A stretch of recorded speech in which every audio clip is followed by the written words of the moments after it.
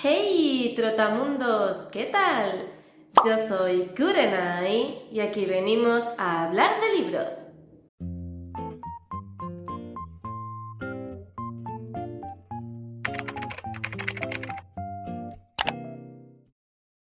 Hoy venimos a hablar de lo que está hablando literalmente todo el mundo desde que este libro se ha publicado, y es de Alas de Sangre, la primera parte de la saga Empíreo de Rebecca Yarros. La verdad, yo no tenía ninguna intención de hacer un vídeo al respecto hablando solo y exclusivamente de este libro. Pensaba simplemente comentarlo en el wrap-up de febrero y ya está, pero cuando terminé el libro me di cuenta de que dedicarle solamente 5 minutos no iban a ser suficientes para que yo me explayara tranquilamente y hablara todo lo que quería hablar de esta novela. Y antes de comenzar con el análisis como tal, comentaros que va a ser un vídeo anti-spoiler, ¿vale? No voy a soltar ningún spoiler de la trama, solamente hay una cosa que sí que considero spoiler y que quiero incluir porque es un ejemplo sacado del libro que argumenta una de las opiniones que tengo al respecto, y por eso me parece importante mencionarlo, pero va a estar marcado en todo momento como spoiler. Y la otra cosa que quiero comentar es que es un vídeo donde voy a hablar en profundidad de esta novela. Si te has leído el libro, puedes ver este vídeo sin ningún tipo de problema para ver mi opinión.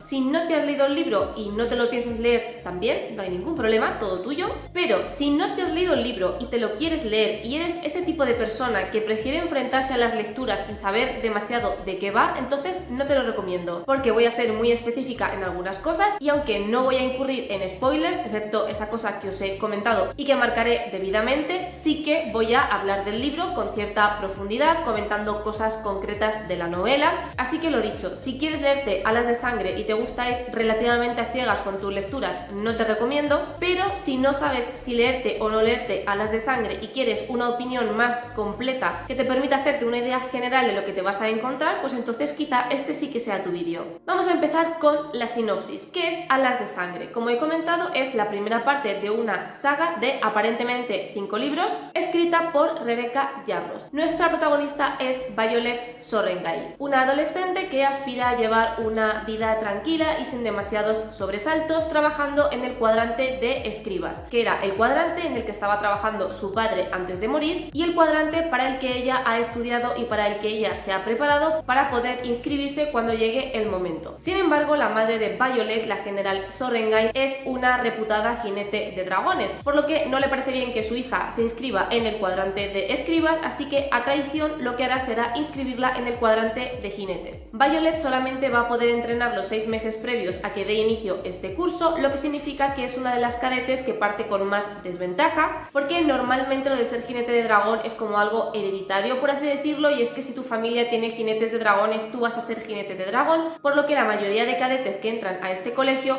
son cadetes que han sido entrenados prácticamente desde que saben andar, lo que hace que Violet tenga todavía todo más en contra, dado que ella no ha recibido esa formación. Además del hecho de su inferioridad física, también otro problema con el que se va a encontrar Violet una vez que se inscriba en esta academia y dé inicio a este curso es con Saden Riorson. Saden es conocido porque es hijo de uno de los rebeldes, y es que hace unos años hubo un grupo de jinetes de dragones que fueron en contra del gobierno y en contra del sistema porque no estaban de acuerdo en cómo se estaba tratando la guerra vigente que hay entre dragones y grifos, y por lo tanto se rebelaron en contra del gobierno, así que el gobierno los arrestó y como castigo ejemplar los mató. ¿Qué pasa? Que la persona que se encargó de matar al padre de Saden es la madre de Violet, lo que significa que Saden quiere cobrarse venganza utilizando a la hija para ello. Como ya hemos visto, Navarre, que es como se llama este universo que crea la autora, está dividido en 4 cuadrantes. Por un lado tenemos el cuadrante de escribas, que son aquellos que se encargan de recoger por escrito la historia del país y que son los guardianes de los archivos. Por otro lado tenemos el cuadrante de jinetes, que son como el ejército en este universo. Luego tenemos el cuadrante de infantería, que sería como el cuadrante de apoyo a los jinetes de dragón, y por último tenemos el cuadrante de curanderos, que como su propio nombre indica son la sección médica y se encargan principalmente de curar a los cadetes o a los jinetes que sufren accidentes o heridas en combate. Como digo, la idea inicial de Violet era entrar en el cuadrante de escribas porque es donde estaba trabajando su padre y porque a ella le apasionan los libros, la historia y en fin, era el tipo de vida que ella quería seguir, pero su madre no va a permitir que sea la única de sus hijos que no se forma como jinete de dragón, así que la obligará a inscribirse en la escuela de jinetes, a a pesar de la desventaja que eso supone para Violet. Violet es un personaje que desde el principio te la describen como muy menuda, con un cuerpo muy chiquitito, como muy frágil, que se rompe con mucha facilidad los huesos, los músculos, que es propensa a tener luxaciones, accidentes, heridas, es decir, es un personaje que en apariencia no está preparado ni de lejos para toda la peligrosidad que se supone que existe en el cuadrante de jinetes. Desde el principio la autora te deja claro que ella parte con muchísima desventaja porque el resto de cadetes son más altos, más musculosos, están más formados al respecto, saben combatir mejor, saben utilizar una amplia variedad de armas, mientras que Violet solamente ha entrenado con la daga. Violet es un personaje que me ha gustado mucho porque, para empezar, es una chica normal y corriente, ¿vale? Y además es una chica que desde el principio te están diciendo que tiene muchísimas debilidades y que lo va a tener muy complicado para sobrevivir a este colegio de guerra. Me parece que su desarrollo como personaje es muy coherente porque no es el típico personaje femenino que comienza siendo muy poca cosa y de repente le meten en este contexto nuevo y diferente y, oh casualidad, termina convirtiéndose en la más poderosa, la más fuerte, la más habilidosa, la más todo. Es un personaje muy coherente con su desarrollo porque vamos viendo poco a poco cómo lo mucho que se esfuerza, las horas extra de entrenamiento que ella misma se autoimpone y en general todo el trabajo que hay detrás va consiguiendo que Violet pues vaya ganando musculatura, vaya siendo más habilidosa, vaya ganando peleas. Es decir, su desarrollo como personaje, al menos en ese aspecto, es lógico con lo que está pasando en la trama y no se convierte en un personaje ultra fuerte de la noche a la mañana, sino que vamos viendo poco a poco su evolución y cómo gracias a su esfuerzo vemos que en cada prueba va siendo un poco mejor que en la anterior. Ahora bien, lo que no me ha gustado de este personaje, y es lo que voy a marcar como spoiler, pondré en pantalla no solamente que es spoiler, sino que os marcaré el minuto exacto en el que termina el spoiler. Lo que sí que no me ha gustado de este personaje y que considero que no es coherente con ese desarrollo que os he comentado antes es el tema de los poderes. En esta historia los dragones poseen magia, entonces cuando un jinete se vincula con un dragón, en el cuerpo del jinete aparece un sello mediante el cual pueden canalizar la magia del dragón y controlar un determinado poder. Entonces, para sorpresa de nadie, Violet consigue uno de los poderes más fuertes que existen, un poder que hacía cientos de años que no se veía y automáticamente la pone en el top 1 de jinetes y todo el mundo empieza a tenerla en cuenta y a tomarla en serio. Y esto me ha molestado mucho porque es lo que yo llamo el síndrome de Feire o de Feira, como queráis llamarla, la protagonista de ACOTAR, que tenemos a un personaje normalito que no destaca porque el resto de personajes son mejores que ella, más fuertes, más habilidosos, más lo que sea, y de repente se descubre que resulta que esa persona hiper mega normalita ahora tiene un poder de la leche, se convierte en la más poderosa y de repente se convierte en la mejor. Y a mí eso me ha molestado mucho porque es como cargarte de un solo golpe a un personaje que estabas desarrollando con cierta coherencia. Es verdad que cuando Violet consigue este poder no se convierte automáticamente en la mejor, ¿vale? Sí que se convierte en la más poderosa, pero le cuesta controlar el poder, no es capaz de utilizarlo correctamente, no es capaz de utilizarlo cuando lo necesita, es decir, que sigue teniendo dificultades a la hora de controlar su sello. Ok, correcto. Pero podrías haberle dado un poder que fuera un poco más normalito y no utilizar el cliché de convertirla en la elegida, porque esto es una cosa que a mí no me ha gustado nada. Y lo mismo sucede con su dragón, que, oh casualidades de la vida, resulta que el dragón más poderoso y el dragón más codiciado decide hacer un vínculo con la debilucha. Que sí, que vale, que luego el dragón te da sus argumentos y Violet le pregunta por qué me has elegido a mí y todo lo que tú quieras, pero que no me gusta, que no cuela, que no tiene ningún sentido que el personaje que es obviamente el más débil, el que más papeletas tiene de morir a lo largo de toda la novela, que de hecho obviamente no muere porque es la protagonista, pero si no fuera la protagonista habría muerto en el puñetero parapeto, de repente se convierta en la maga más poderosa y resulta que tiene al dragón más poderoso, más codiciado y que lleva chorrocientos años sin querer jinete. Pero vamos, que este no es el único cliché que nos vamos a encontrar en la novela, que esta novela tiene clichés para dar y tomar. Terminando con el spoiler y terminando con el personaje de Violet, vamos con Xaden, que es obviamente el interés romántico de esta novela, que esto no lo considero spoiler porque es que literalmente la Rebeca te lo pone en la cara en cuanto empiezas a leer el libro, porque creo que es en la página 30 o 50 que el personaje de Mira, que es la hermana mayor de Violet, directamente le dice: oye, cuando vayas a entrar en el colegio tienes que tener cuidado con Xaden porque resulta que quiere vengarse por lo que le hizo nuestra madre a nuestro padre y por lo tanto va a ir a por ti. Y la Violet en plan: sí, tú no te preocupes, que yo al Xaden, vamos, ni agua, que a ver si te crees que los lectores somos tontos y no sabemos que te te vas a liar con él en cuanto tengas una oportunidad, por mucho que estés diciendo que no te quieres acercar a él ni con agua caliente. Shaden es el prototipo de personaje atormentado que por fuera parece muy malote y que por fuera parece que odia el universo, pero que en realidad tiene un pasado hiper mega ultra trágico y bla bla bla. Esta novela es un cliché con patas. Esta novela la autora ha cogido absolutamente todos los clichés de la fantasía, todos y cada uno de ellos, los ha metido en un Word, los ha batido un poco y ha escrito una novela basándose en eso, porque es que, de verdad, a pesar de todo eso, es un personaje que tengo que reconocer que me ha gustado. Primero porque es verdad que tiene su pasado traumático, pero algo que me gusta que hace la autora es que desde el principio te dice, su pasado traumático es este, y ya tú con esa información vas viendo si lo que hace lo justifica, no lo justifica, lo que sea. Pero por lo menos no es el típico libro de este personaje tiene un pasado turbio y tú tienes que averiguar durante 800 páginas qué pasado es ese, qué le pasa, por qué está tan atormentado, por qué va de emo por la vida. Y bueno, pues aquí hay que agradecerle a la Rebeca que ha tenido el detallazo de contártelo en las primeras páginas y no estar ahí 500 páginas con la intriga de qué le pasará al Shaden, y eso la verdad es que me ha gustado bastante. También me ha gustado bastante porque, como digo, saber cuál es su historia te permite comprender mejor lo que hace, por qué lo hace, por qué dice lo que dice, por qué actúa como actúa, y eso hace que sea un personaje con el que puedas empatizar muchísimo mejor desde el principio. En este caso es un pasado bastante duro y vemos cómo va afectando en el día a día del personaje y cómo esto también afecta a su relación con Violet. Por lo demás, sigue siendo el prototipo de chico guapo, lleno de tatuajes, hipermusculado, que le queda súper bien la ropa de cuero, por el que absolutamente todas las tías están babeando, y el hecho de que tenga ese aura oscura y de malote pues hace que a las chicas les guste todavía más. Y por supuesto, Violet es la primera a la que se le cae la baba con el Shaden, a pesar de que le han dicho 800 veces, Violet, contén las bragas porque es que este señor te quiere matar. Pero a Violet como que le da un poquito igual. Pero vamos, de eso hablaremos en la parte del romance. Seguimos con el elenco de personajes. Vamos con Dain, o Dane, como carajo se llame, que es el mejor amigo de la protagonista. Dain, voy a llamarle así, es un chaval que le saca 3 años a Violet, creo que eran 3 años, y que por lo tanto él ya lleva un tiempo en el cuadrante de jinetes. Él no sabía que Violet se iba a presentar de repente el primer día de curso, y cuando la ve allí, pues lógicamente casi sufre un infarto, porque Dain sabe perfectamente que la corporalidad de Violet no es la mejor y de que Violet puede torcerse un tobillo con que simplemente sople el viento. Por lo que, razonablemente, lo primero que hace es preguntarle, Violet, ¿tú qué carajo estás haciendo aquí? Yo te hacía pasando el examen de escribas. Entonces Violet le cuenta toda la movida, verás, es que mi madre me ha obligado, bla bla bla, y Dain, como buen amigo suyo de la infancia y como amigo íntimo de Violet, lógicamente lo que hace es intentar ponerla a salvo, intentar sacarla del cuadrante de jinetes, porque recordemos que Violet se supone que está allí de forma obligada y que ella no cree que tenga ninguna alternativa a cumplir las órdenes de su madre. Y digo esto porque hay mucha gente que odia a muerte a Dain, y aunque puedo entenderlo porque es un personaje increíblemente sobreprotector y porque es un personaje que no escucha a Violet, y eso hay que reconocérselo, yo entiendo por qué hace lo que hace. No lo justifico, no estoy de acuerdo, pero tampoco es un personaje al que odie, porque creo que es coherente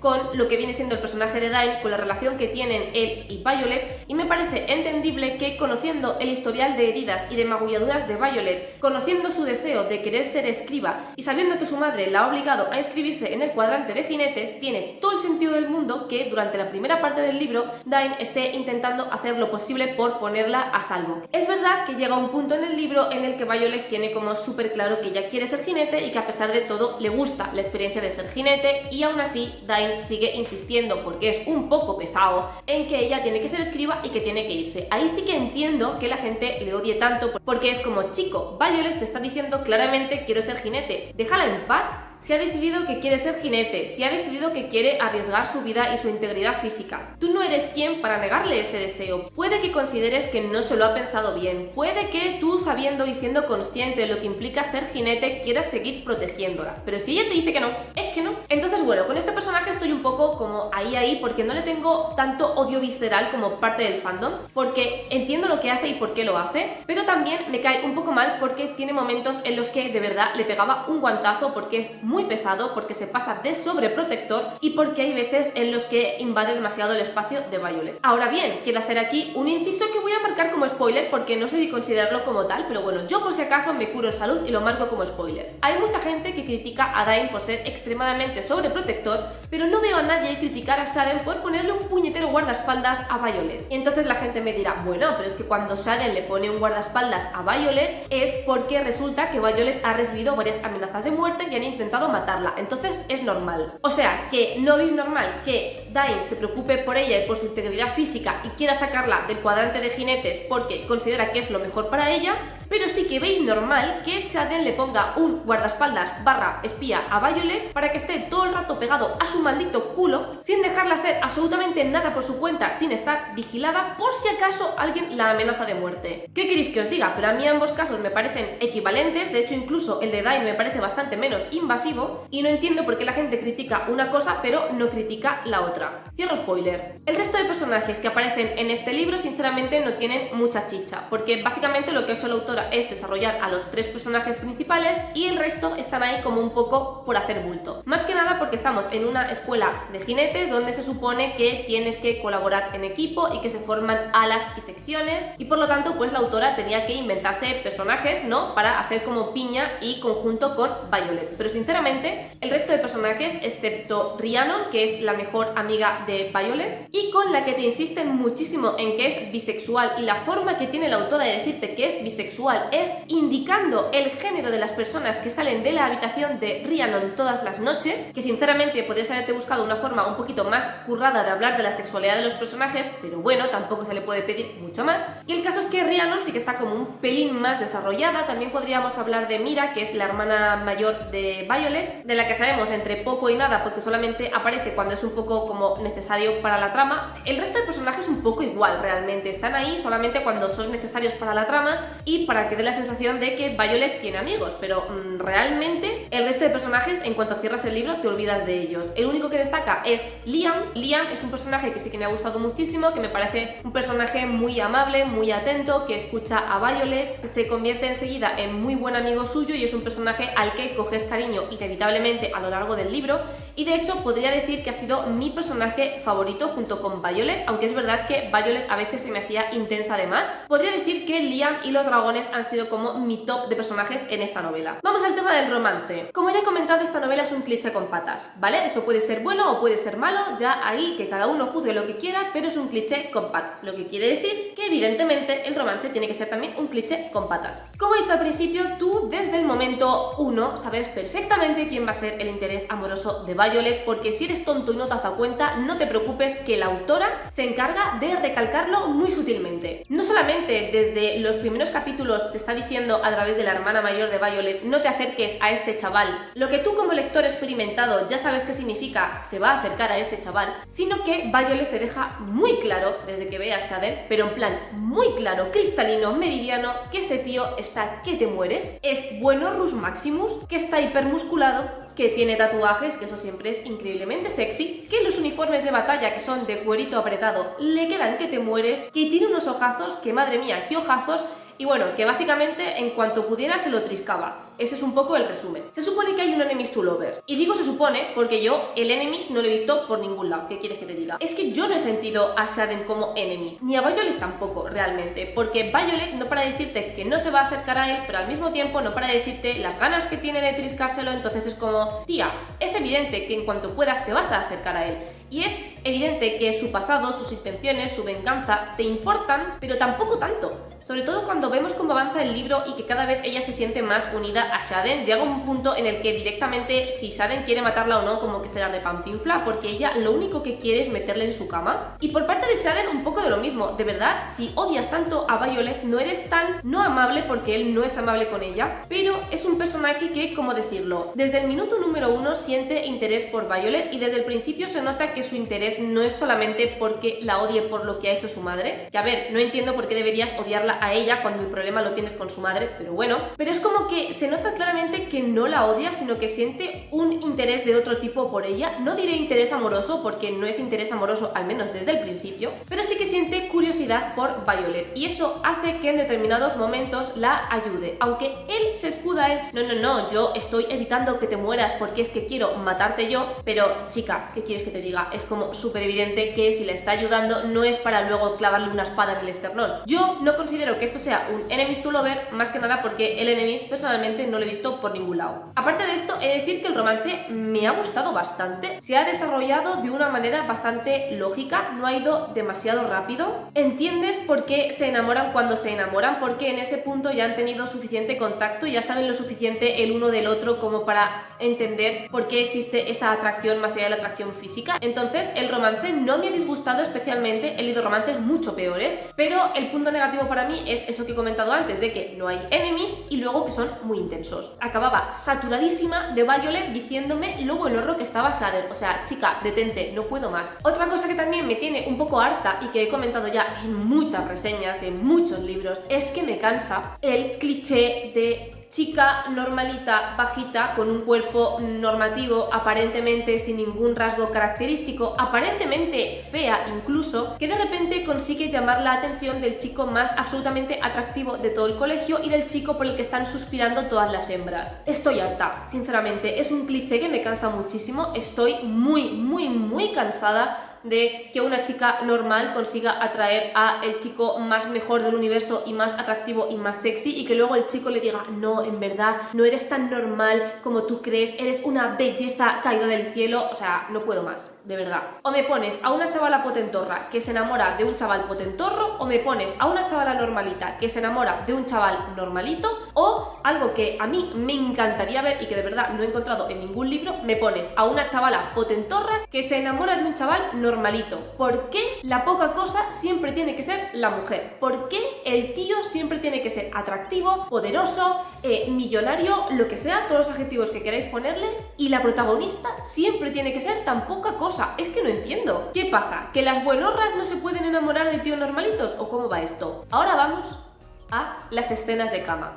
Yo es que no entiendo, sinceramente, qué les pasa a las autoras por la cabeza. ¿Qué problema tienen con las escenas de cama? A mí, las escenas de cama de fantasía me producen risa, vergüenza ajena, me producen de todo, menos lo que me tienen que producir. Para empezar, ¿cuántos huesos tienen las protagonistas de fantasía cuando van a triscar? Yo creo genuinamente que no tienen el mismo esqueleto que tenemos el resto de mortales, porque me hacen unas posturas que es que yo, mientras estoy leyendo esas escenas, estoy más preocupada de reproducir en mi mente la postura que están haciendo, a ver si es humanamente posible, ya os adelanto, no lo es, que de lo que viene siendo el acto en sí. Unos diálogos de vergüenza ajena que yo digo, vamos a ver, es que yo en la vida real le suelto eso a mi pareja y se descojona en mi cara y nos corta el rollo, pero vamos, del tirón. Es que qué diálogos más ridículos en un momento menos apropiado. Hablemos ahora de la construcción de mundo, que creo que ha sido una de las cosas más guays de este libro, pero a su vez una de las cosas peor explicadas de este libro. El tema de los dragones y el cómo funciona la magia ha sido mi parte favorita. Yo creo que todos los lectores de este libro podemos coincidir en que los dragones y todo lo que tiene que ver con los dragones es lo mejor de por lo menos este libro. Lo peor de la construcción de mundo es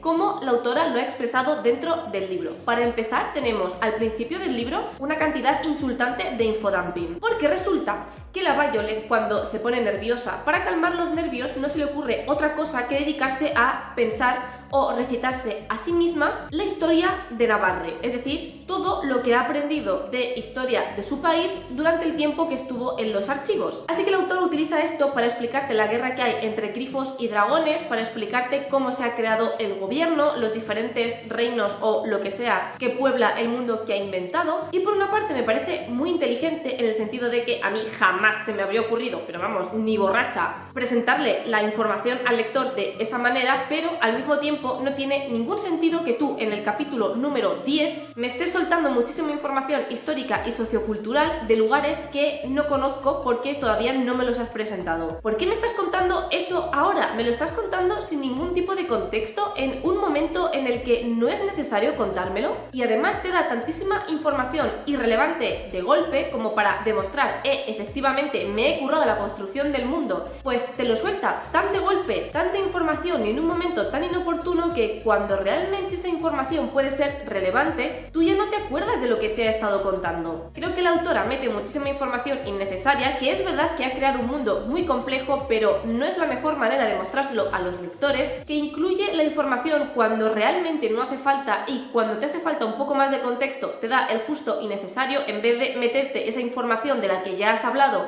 en ese momento exacto, que es cuando la historia realmente te lo está pidiendo. Y creo que si la construcción del mundo hubiera estado mejor explicada dentro del libro, lo habría podido disfrutar mucho más que si simplemente Violet se dedica a lanzarme parrafadas sobre la historia de Navarre. Que esa es otra. He comentado al principio en la parte del personaje de Violet que una cosa que mencionan a menudo acerca de ella es que destaca por su inteligencia, y una de las brillantes maneras en las que tiene la autora de demostrarte que Violet es efectivamente inteligentísima es las escenas en las que se dedica a soltarte parrafadas sobre las cosas que ha aprendido en los archivos. Y eso, más que presentarla como un personaje inteligente, a mi modo de ver la presenta como un personaje pedante e insoportable. Además, Violet tampoco es inteligente, que esto se me ha olvidado comentarlo durante la presentación de su personaje, porque las cosas que la hacen supuestamente inteligente es deducir cosas muy evidentes o ser perspicaz y darse cuenta de cosas que tú como lector ya te venías intuyendo desde varios capítulos atrás. Entonces, como que tampoco me ha gustado cómo la autora presenta a este personaje siendo inteligente, porque realmente no creo que lo sea, y sinceramente describir a Violet como inteligente teniendo en cuenta las muestras de supuesta inteligencia que hace a lo largo del libro,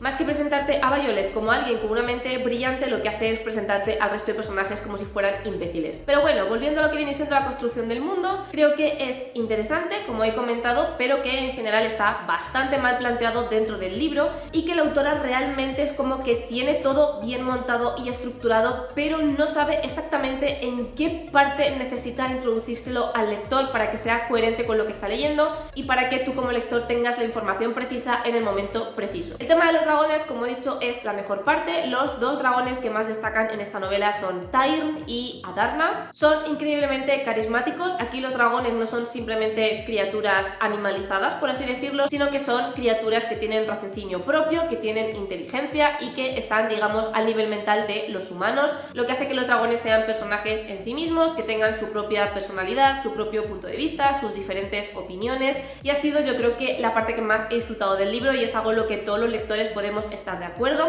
Es verdad que el hecho de que se puedan leer la mente es muy turbio según en qué escenas, porque hay momentos en los que me he quedado un poco en plan vale, es totalmente innecesario que en este momento concreto Violet sienta lo mismo que está sintiendo su dragón y viceversa, y es muy incómodo, ¿vale? Y ahora vamos a otro punto que ha sido ciertamente polémico o bastante comentado de este libro, que es el tema de cómo está escrito. Hay mucha gente que defiende que este libro no es que esté mal escrito, sino que la traducción es un asco. Aquí yo no voy ni a confirmar ni a desmentir, porque yo mientras estaba leyendo el libro no he notado nada con respecto a la traducción que me haya chirriado o que me haya hecho saltar las alarmas. ¿Sabéis? Porque yo lo he comentado en muchos vídeos acerca de muchos libros, que yo cuando una traducción está mal hecha lo noto enseguida, porque normalmente suelen ser frases que no tienen sentido o frases que se nota que claramente son un calco del inglés y que no han sabido adaptar bien al español, y yo todas esas sensaciones de madre mía, qué traducción más espantosa, no las he tenido a lo largo del libro. Así que yo en este caso no puedo corroborar la versión de que el problema es de la traducción. Además, tengo amigas que se han leído el libro en inglés y alguna creo que ha intentado leerse el libro en español, y aunque sí que me confirman que la traducción es